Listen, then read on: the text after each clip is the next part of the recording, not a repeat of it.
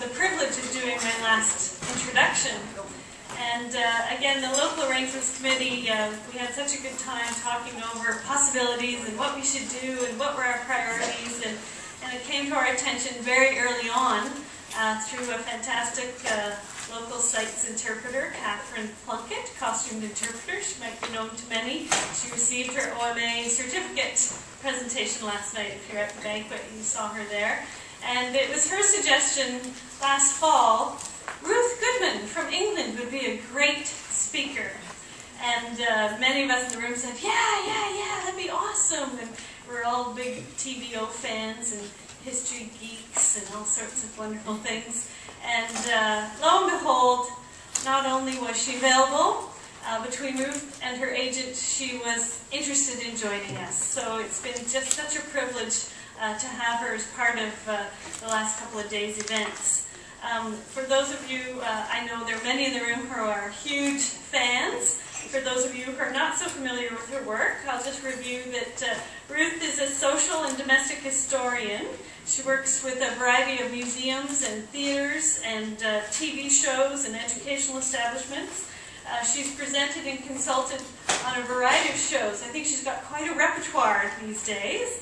The most famous or most familiar might be the Victorian Farm series or the Victorian Christmas and Tales of the Green Valley. Those were all shown on TVO, and they're about to launch them on the TVO website, so you can go home and watch them at your leisure. She's also been involved this past spring TVO show, the Victorian Pharmacy series, as well. I don't think it's been on the air yet, but it's coming, the Edwardian Farm.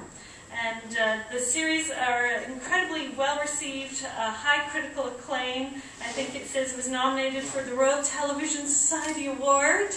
And there's a book that accompanies the Victorian Farm series, and it went to #1 on the Sunday Times bestsellers list. In addition to her TV work, Ruth offers advisory services. She gives lectures. She holds practical workshops around the country. As a social historian, she works with a wide range of people and institutions, including the Globe Theatre, Shakespeare's Birthplace Trust, the National Trust, and historic and drama departments of several universities. Her particular interest, which is an interest of many of us, is the domestic scene, how we live our lives, why we do the things we do, and how seemingly little things can have a dramatic change around the world. Our day-to-day routines have huge cumulative effect on the environment. Our shopping habits can sway the world's patterns of trade, and how we organize and run our family life sets the political tone of nations. As Ruth says, quote, "We matter. How our ancestors, ordinary men and women and children, solved the nitty-gritty problems of everyday life, made the world what it is today." Ruth's consultancy work covers media, including makeup artists, costuming, information on personal hygiene. She's consulted on another Channel 4's Colonial House program.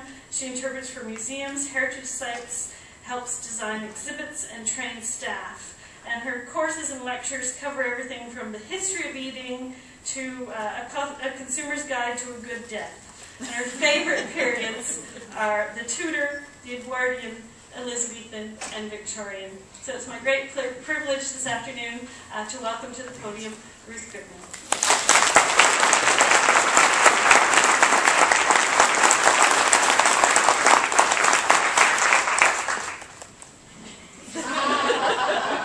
Oh, gold. I'm coming over all British and terribly shy. It's not that posh, honestly. Oh, blinking heck. Okay. Hello. Thank you for inviting me. It was really kind of you. I've always wanted to come to Canada for a start. Never been! It might only be a flying visit, but I'm enjoying it very much. It's also really, really nice to spend time with colleagues, you know, whom I wouldn't meet any other way, would I? I mean, do you lot come to Britain and come and bother me on my doorstep? No, not usually. So this is a great experience for me. I'm really enjoying myself, and I hope I get a chance tomorrow as well to talk to a lot more of you. The next thing I have to say is a bit of apology, particularly after the session we've just sat through. Technology. Oh gosh. You'll notice the screen is blank. I can't do any of that. I worked it out recently that I do have a technological horizon. It's levers. If you can work it by a lever, I'm alright. As soon as you start doing buttons, you do it. I have actually done that thing where you, I don't know if you've ever done this, where you sat on your train and the phone rang. Oh yes, it's mine. Young person, help! That's how bad I am, I'm sorry about that. So there's no whizzy pictures. Sorry, okay. Okay, right. What did I want to say next? I think what I wanted to say was how lucky I feel to have been allowed to carve myself a little career in the things that I love most. How many people get to do that? I mean, isn't it a privilege? And I really feel that very strongly. I did do a degree years ago, something totally irrelevant, nothing to do with history. And then I tried to find work and I just didn't work. So I took up a hobby and that was lovely, and the hobby took over me. And before I knew it, my entire life was about that. And I've been able, as a matter of total luck, and I can't really think of anything else, just a series of happy circumstances, to be able to develop those interests which began for me as a hobby, and to turn them into something I can make my living at. Obviously, for most of the time, it was a virtually unpaid, you know. You do your 20 years apprenticeship, don't you, in a business like this, living on the edge. Subsidised by your marvellous husband who earns the real money. And it's only very recently that it's actually become possible for me to sort of make a proper living at it. But it's marvellous, and I'm extremely grateful for that opportunity. History is a passion for me. It snuck up on me. I didn't know quite why. My father tells me that I wanted to do history at university, but I don't remember that. He says he persuaded me not to. And he's feeling very guilty about it. I don't really remember that, Dad. I really don't. It did sneak up on me. And it sneaked up on me because of the ordinary stuff of life. I was lurking about with me hubby at one of those battle reenactments, which obviously we have them rather more insured than you do. I was listening to your worries about insurance and I was thinking, that's interesting.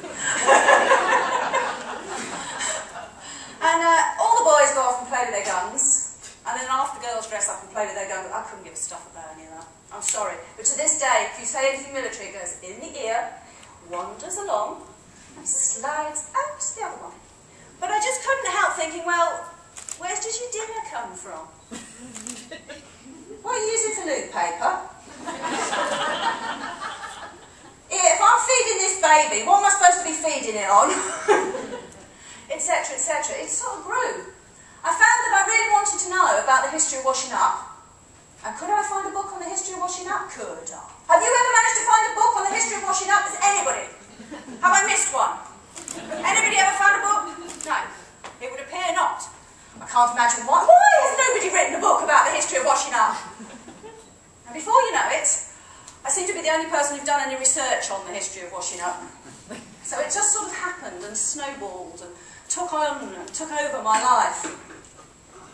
I've done all sorts of weird things, as she said. She made sound ever so posh, didn't she? Do you think? That was really posh for somebody who's interested in the history of washing up. That was from Vicky. That was from Vicky. It was Vicky's, I say agent. See, she's bigging me up. That's what it is. A lot less posh than that.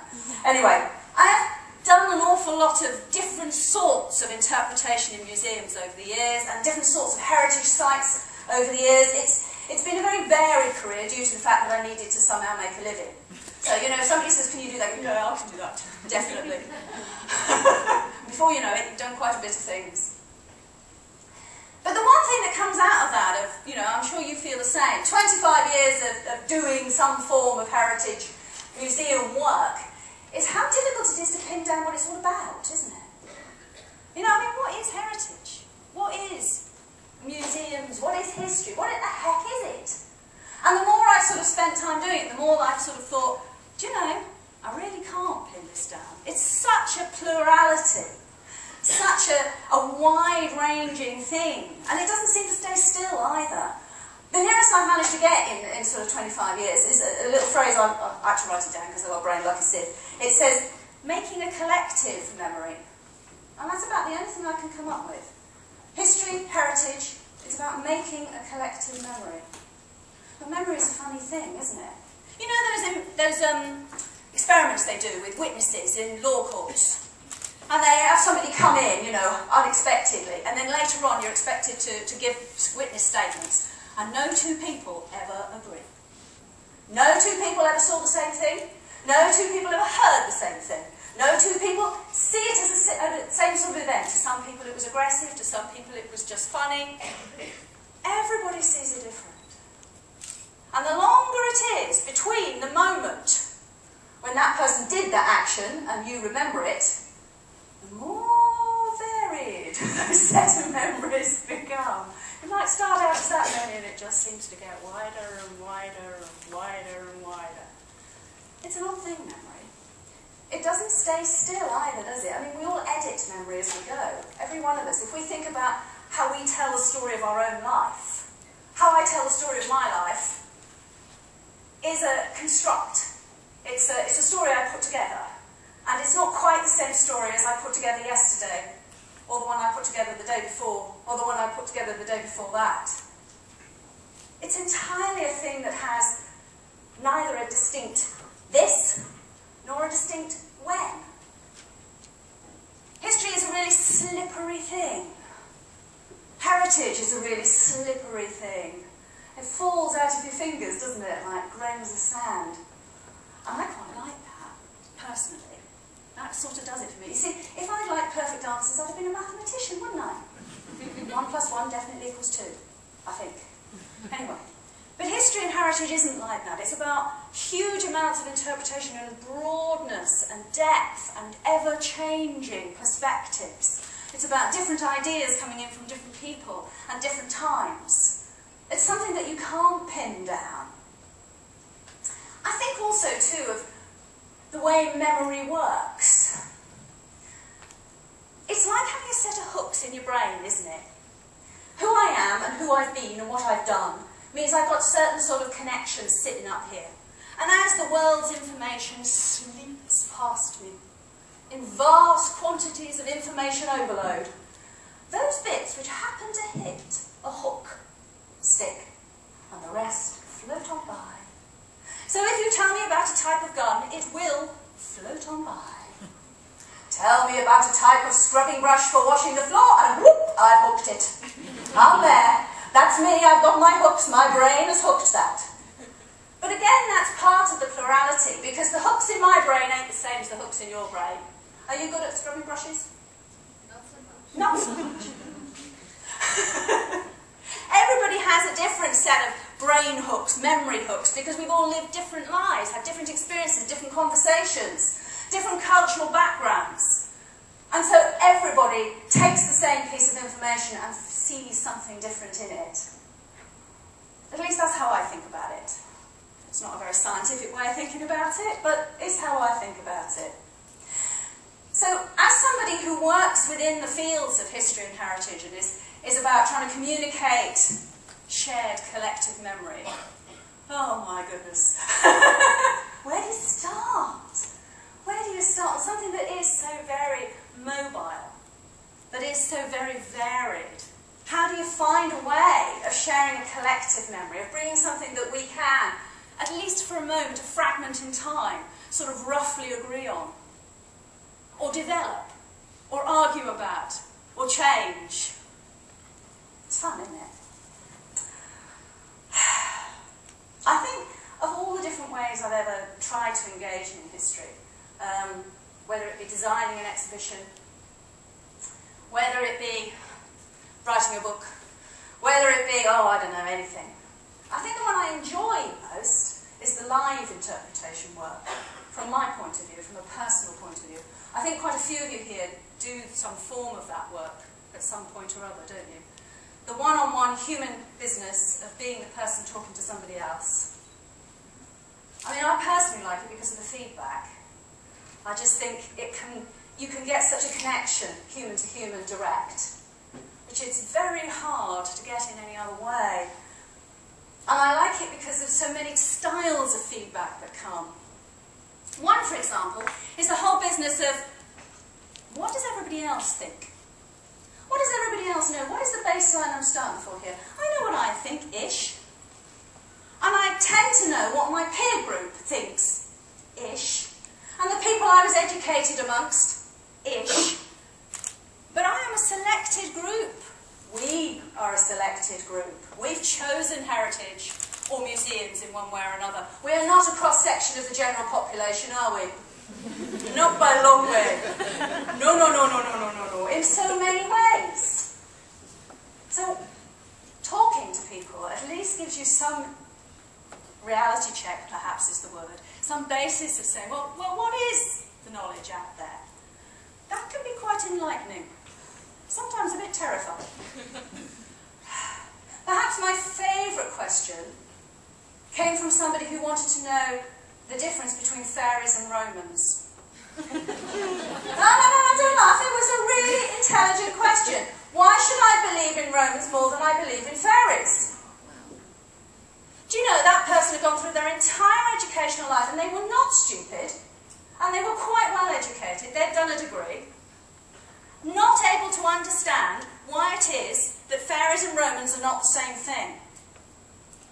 Somehow that bit had just not, they'd just done as they were told in the classroom. You will learn this stuff. Nobody explained why you could say that this was history and that that was story and myth. Nobody could even explain what myth was or history was to them. It's just, you know, we had this fantastic conversation about evidence and the nature of evidence. It was brilliant. With the two of us, we had to go and have a cup of tea afterwards, actually. We actually talked for 2.5 hours. It was brilliant. And it just made me reevaluate and think, what am I doing when I'm communicating? Am I always remembering that it's partly about evidence?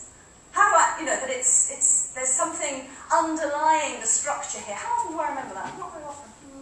That was a useful conversation, I have to say. Then there are others. Now this one I think really is funny. I like this one. This is my favourite ever reenactor story. Many of you have come across similar things, I'm sure, but this one's my favourite. It didn't even happen to me. It happened to a friend of mine who'd been doing a presentation about life in Saxon Britain.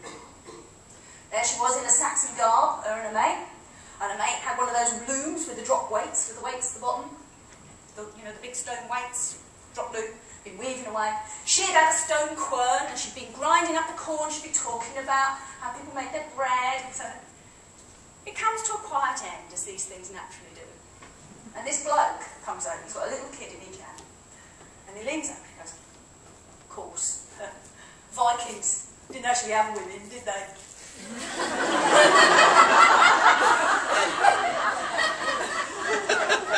My mate was just so gobsmacked, she just sat still, and he continued.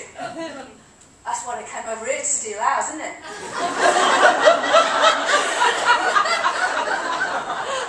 Oh dear, oh dear, oh dear. Okay, that can be challenging. And then there are other of those conversations that just, you know, you get to receive information or you get to receive viewpoints from people. So, I mean, again, a really interesting conversation, I was doing something and I was cutting up a piece of meat and this bloke was a butcher.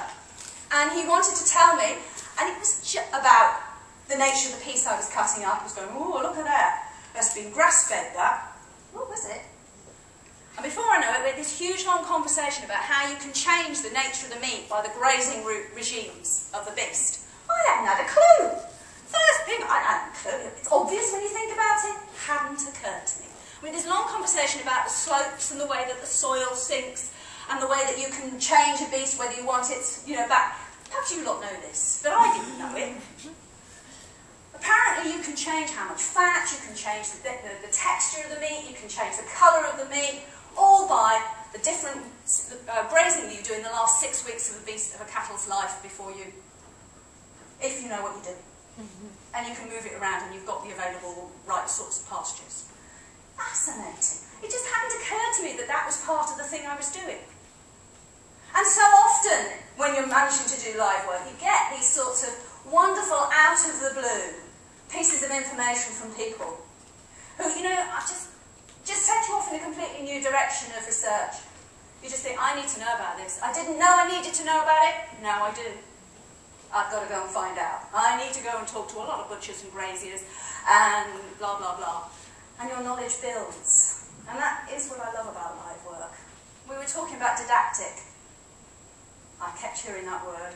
I just love live work because at its best, it's not. At its best, it's collaborative, which I do like. I really do. But that's a personal thing. More recently in my life, I've got to do it on the telly. that happened out of the blue. Again, everything in my life's out of the blue. It was not a planned career at all. I got this phone call one day. Here, we need a woman who knows how to do the washing up. Basically summed it up. It was for the programme, it was mentioned, the Tales of the Green Valley, which was a farm set in the 1620s. And they needed an adult woman to be the farmer's wife.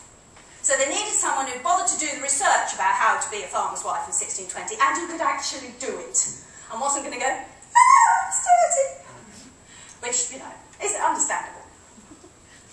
And so they asked me and I said, no way, mate. I ain't doing that. A year on the telly, I think not. I have a family. My daughter is 14. I have a husband. I have a business. I am not going to walk away for a year. Sod off. So they duly sodded off. Unfortunately, they couldn't find anybody else, so they tried again. No! They tried again. No! They tried again. Still no! You could just do 1 week in 4. Oh, all right. So that's how I ended up on the telly. It was not deliberate. And it has taken me a while to really get used to it, because it's a completely different thing trying to communicate through the television as it is to trying to communicate through a book, or through an exhibition, through a piece of live work. It's a completely different thing. And it has a different history of its own, a rather dodgy history, let's be honest. And it has certain technical difficulties which have been interesting to try and learn to surf my way through. So for a start, we all know that on-screen representations of history and heritage have been traditionally pretty dire. We see them regularly. Hollywood are particularly bad at it, aren't they? Oh dear, oh dear, oh dear, oh dear. Who has not wished to throw something at the telly? Yes. I could personally murder quite a few directors, I have to say.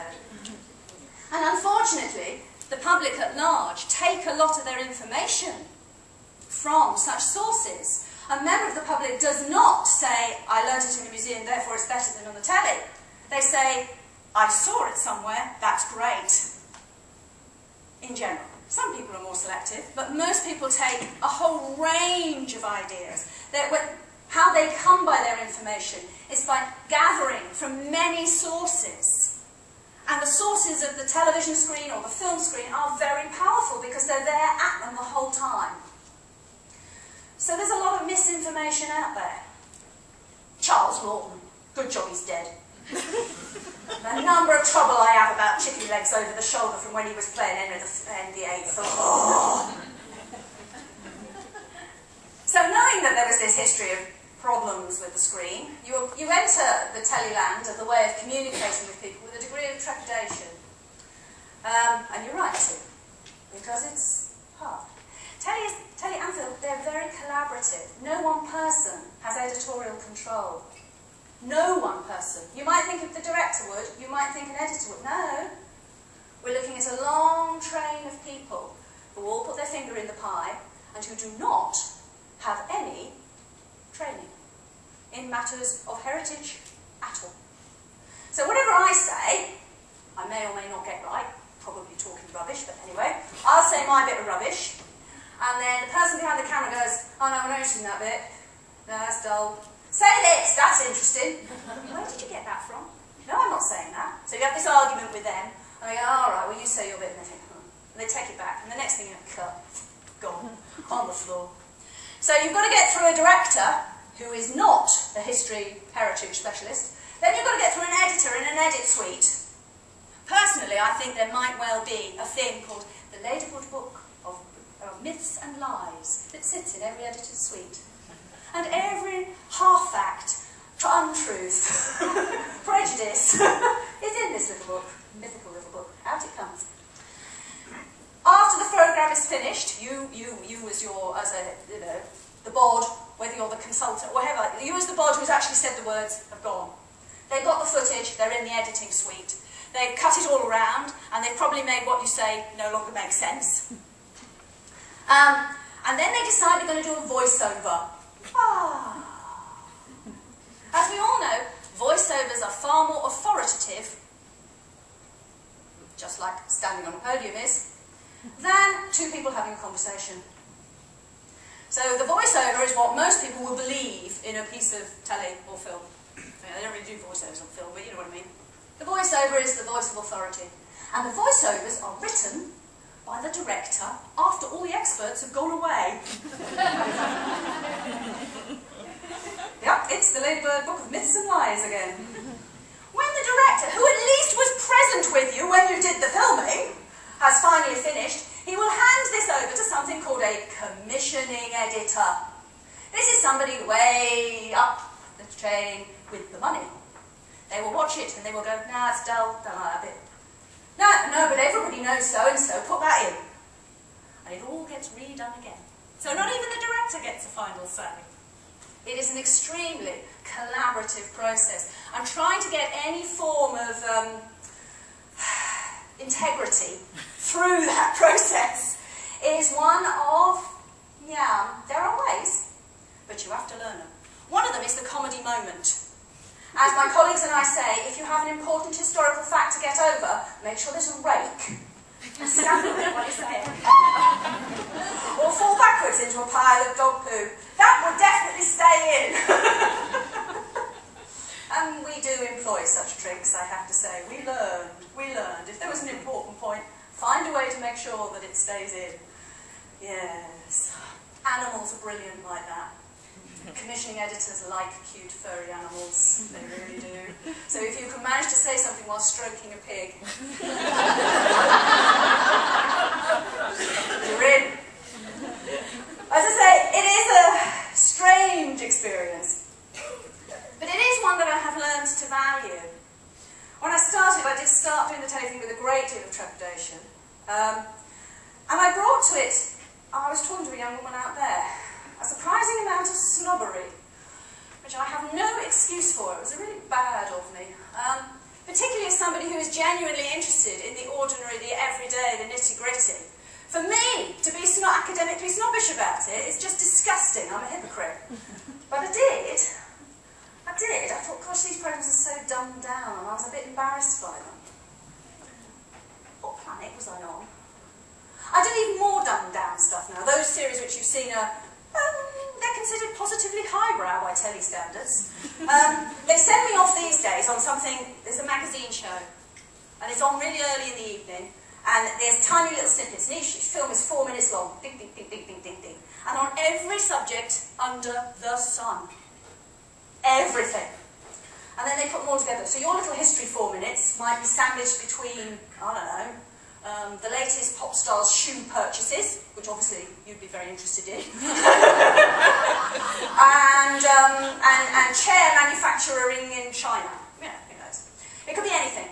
So you get 4 minutes. How much can you say in 4 minutes?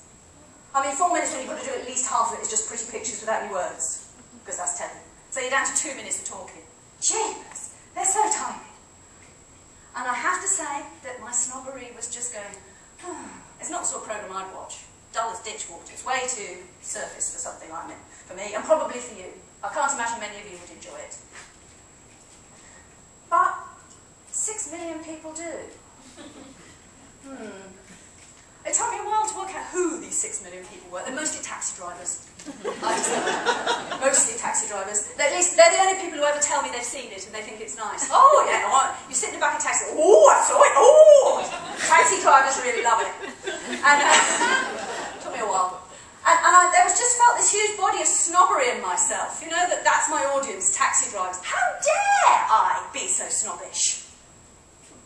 What is wrong with taxi drivers enjoying something? What is wrong with... I couldn't believe myself thinking this. How did I fall into such habits of bad thinking? I don't know, just, you know, we all have our sins, and I'm afraid that's one of mine, one of many. The taxi drivers do. They love it. They take that little snippet of information and they talk about it. And that's something else I wanted to come back to.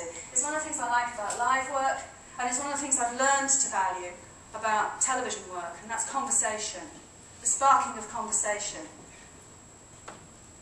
One of the most enjoyable things I ever do in live work is I do a laundry display sometimes. I don't get to do it so much these days because people recognise me a bit these days. But I used to do quite a lot of it. And you'd be doing their laundry stuff. You get all people come through laundry stuff. But the people who get sort of laundry, they sort of stop, tend to be older women.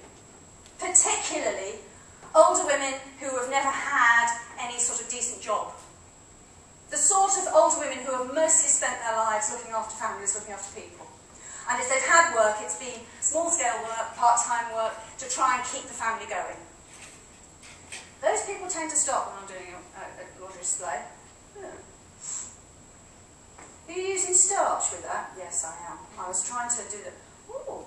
And before you know it, you're having this huge conversation about the importance of mixing your borax with your soap flakes and getting them mixed right, and whether you starch your nets properly or whether you use blue and how yellow and stuff goes.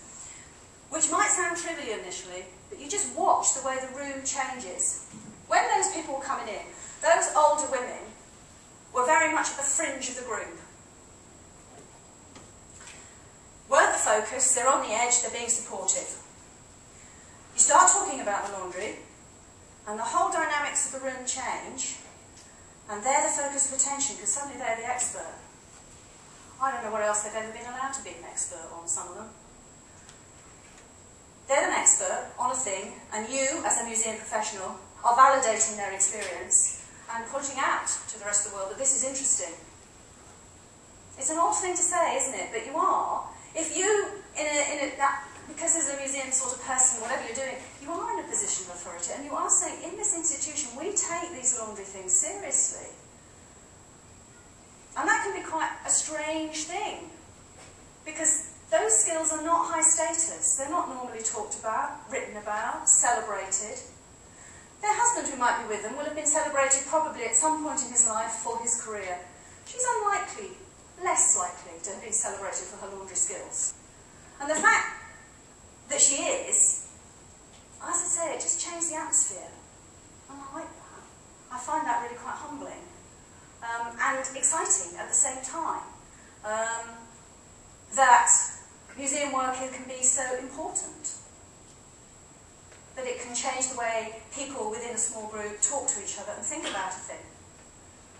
It starts off conversations. Suddenly everyone's going, yeah, did you really, Gran? Did you do that? Well, that's nice, isn't it? Nobody was interested in Gran's story before, now suddenly they are. Fabulous. And I feel the same sense that you know, however dumbed down, or unusual, or daft, or standing on a rakish, some of the other stuff that one does, whether it be, you know, whatever format it does, that's really perhaps one of the biggest values, I think, of museum work, heritage work, all, is the provoking of conversation. I mean, why the heck should we know the answers? But maybe we're quite good at helping people ask questions. Anyway, that's what I think. Not one history, but many. That's what I was going to call this. And I feel quite strongly about that. I feel that everything that we do as museum people is about remembering one history is not the truth. It's many histories, isn't it? So many perspectives, so many ideas all coming in together, mixing with each other, changing as they do so, moving on, building together some sort of collective memory. I'm going to shut up now. Thank you very much.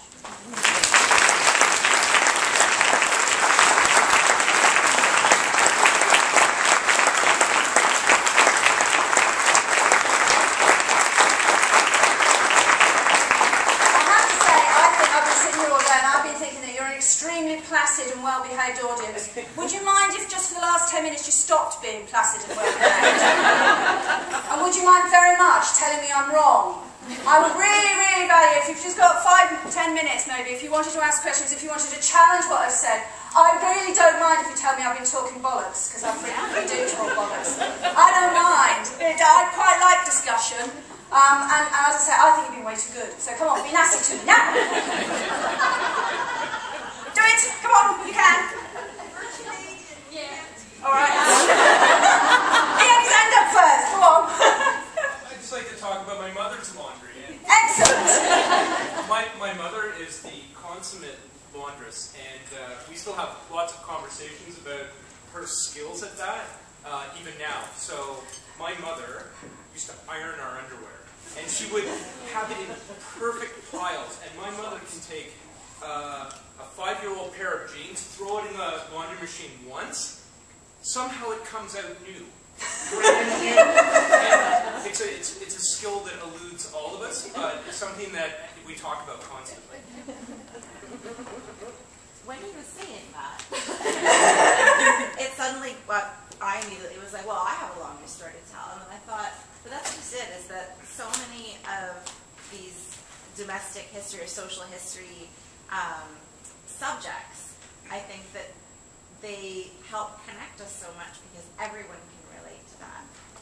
Just about everyone has had to do laundry, you know, or just about everyone has had to wash the dishes or whatever. So, whereas, I don't know, I'm picking on the terracotta warriors because that's just what I, you know, not everyone has been to China, not everyone has seen the warriors, it's harder to contextualize that in your head and to relate it to who you are, but interpreting the everyday, I don't want to say it's easy, but it is easy. There's no doubt about it. If you're talking about something that everybody understands, it's like mental hooks, isn't it? Yeah. Some hooks more of us share than others. Yeah, I mean, if I was to say bread, most people have a bread hook in their brain. Whereas if I'm going to say frumity, most of you go, So if I want to explain frumity to you, I've got to find a way of connecting it to one of your hooks. So I might say, you know, imagine you couldn't afford to have your wheat milled. How are you going to eat? You know, and suddenly I've got a way of getting frumity in because you know about bread and you know about milling wheat. So I found another hook.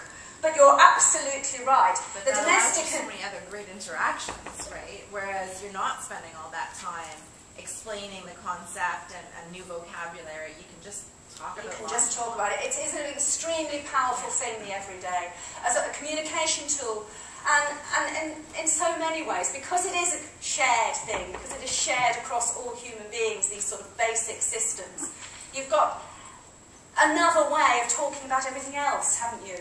You know, if I'm going to talk about wheat, then I've got to talk about global economy, and I've got to talk about science, and I've got to talk about, you know, everything gets pulled in back. Everything comes back to the domestic in the end, one way or another. It's all about the human body and how we react with the world. It's stories, but it's also about the physical connection, which sometimes I think we forget a little bit. You have to remember that we are all animals, and it's about being an animal in a social construct. And I think that the everyday and the social is that interface between the animal and the social construct, and it's really a powerful tool for thinking, but also a powerful way of understanding the world. I'm a big fan of it. Obvious, isn't it? Anybody else? Go on, be nastier. You're much too nice.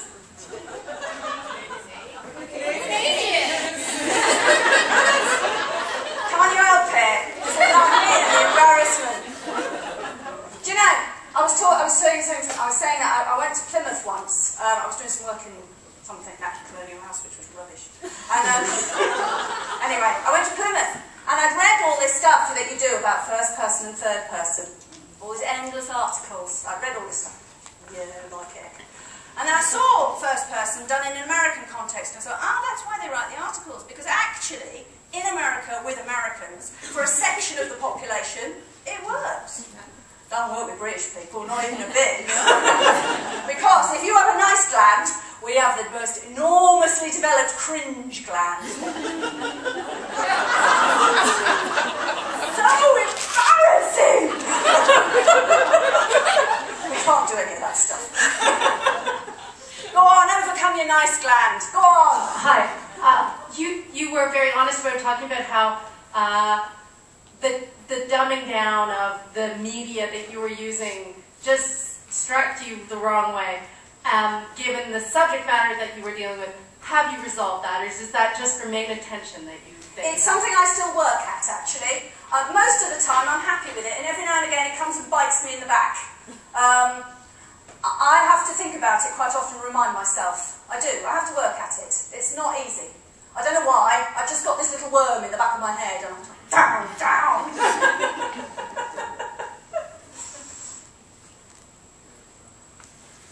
I noticed that in Farm that your daughter came in for one of the episodes. Did she get the bug? She didn't get any choice. I started taking my daughter to live reenactment work when she was 5 weeks old. I was doing it when I was 3 weeks before I had her. 5 weeks later, strap her on, off we go. And she just grew up with it. A lot. We did it a lot. You know, it's just what you do. When she was 2, she demanded her first corset. I want a corset. All the grown-ups have got a corset. I want a corset. So I had to make her a special 2-year-old's corset. By the time she was 8, you know, I was saying about, I was quite interested. I was listening in one of the early talks and he was talking about family volunteering. I'd never heard of that term before, but I think that we did it without knowing it was a term that you could write down. So by the time she was 8, she was giving lectures on dairying. She just liked the dairying. She'd been doing it with me since she was little. We did lots of things, but it was the dairying she really liked. By the time she was 8, she was an excellent little dairy maid. Turned out beautiful butter every time, could make several varieties of soft cheese. Not so good at the washing up afterwards. But she picked up all the talk. She was, you know, fine. And we were at a particular event and we had sheet loads of school children come in. I was inundated. Hundreds and hundreds of the little personages. And I was